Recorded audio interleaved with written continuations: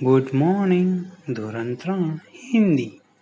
आज हम हिंदी में इकाई नंबर 10 पढ़ेंगे। 10 य है એટલે કે આ છે। યનું ગુજરાતી આ થાય છે અને હેનું ગુજરાતી છે થાય છે।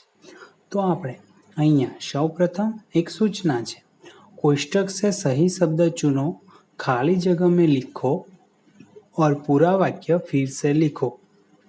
એટલે કે કૌંસમાંથી સાચો શબ્દ શોધો, ખાલી જગ્યામાં લખો અને પૂરું વાક્ય ફરીથી લખો।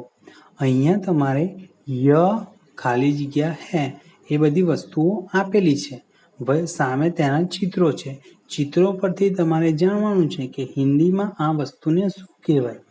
ઉદાહરણ અહીંયા એક આપેલું છે જે આપણે વિગતવાર જાણીએ। સૌપ્રથમ ચિત્ર જોઈને તમને ખબર પડશે કે આ ચિત્ર શેનું છે। તો સૌપ્રથમ ચિત્ર તમને ખબર છે કે આ ચિત્ર મોરનું છે। તો અહીંયા ય ખાલી જગ્યા હે તો ય મોર હે, તો અહીંયા આપણું એક વાક્ય બન્યું। તો હવે એ વાક્યને પૂરેપૂરું એટલે કે ફરીથી નવેસરથી એનું એ વાક્ય નીચે લખવાનું છે, જેવી રીતે ઉદાહરણ પ્રમાણે આપેલું જોવા મળે છે। તો ઉદાહરણ પ્રમાણે એ વાક્ય ય મોર હે તેવું આપેલું છે। તો હવે બાકીના ચિત્રો જે રહ્યા એને પણ એ રીતે લખાણ કરવાનું છે। જેમ કે ય ખાલી જગ્યા હે તો તમને ખબર છે કે આ શેર અથવા સિંહ છે। તો કૌંસમાં આપણે શબ્દ જોવાનો છે, તો કયો શબ્દ છે તો સિંહ।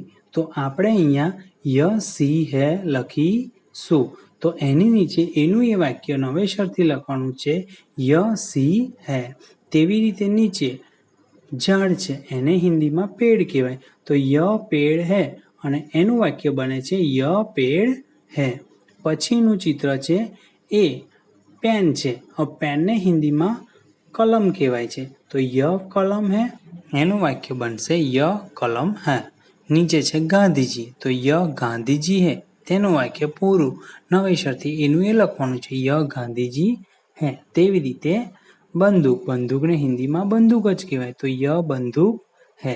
તેવી રીતે બીજી લાઈનમાં છત્રી છે, તો છત્રીને હિન્દીમાં છાતા કહેવાય, તો ય છાતા હે।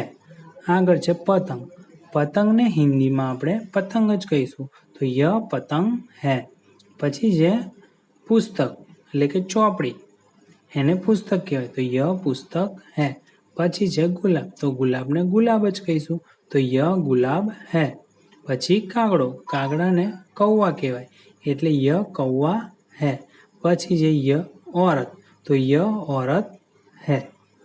તો વિદ્યાર્થી મિત્રો, આપણે અહીંયા ચિત્રો પરથી કેટલા વાક્ય જોયા। તમે તમારી આજુબાજુ જોવા મળતી વસ્તુઓને આવી રીતે વાક્ય બનાવી શકો છો, પરંતુ તમારે આ જે વાક્ય આપેલા છે તે તમારી નોટબુકમાં સ્વચ્છ અને સુંદર અક્ષરે લખાણ કરવાનું છે।